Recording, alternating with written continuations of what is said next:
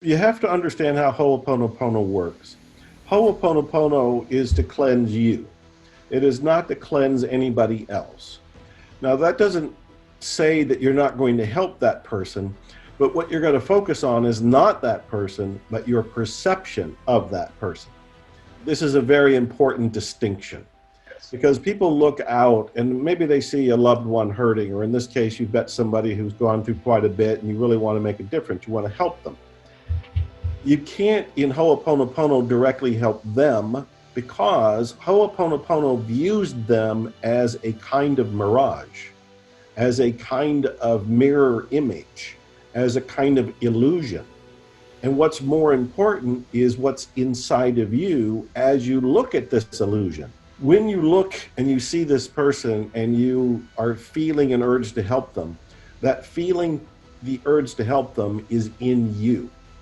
When you feel bad for them, the feeling bad is in you.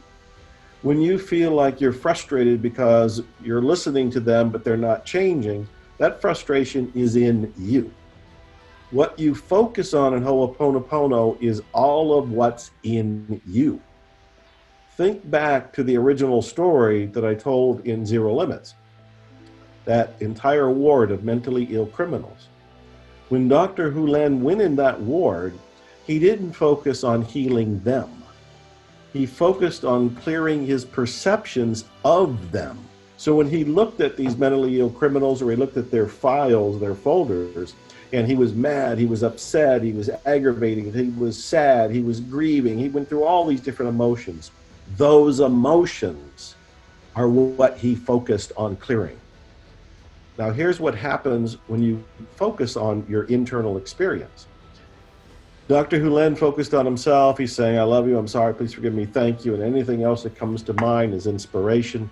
And all of that is only to do one thing: clean up his feelings, his perceptions, his emotions.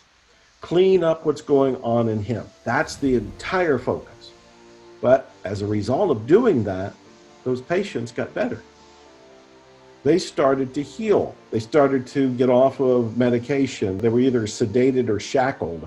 They started not being shackled. They started not needing sedation anymore. But he didn't work on them. He worked on himself. This is the trick to making Ho'oponopono work in this case too. You have this person that you want to help, but in reality, what you want to help is yourself.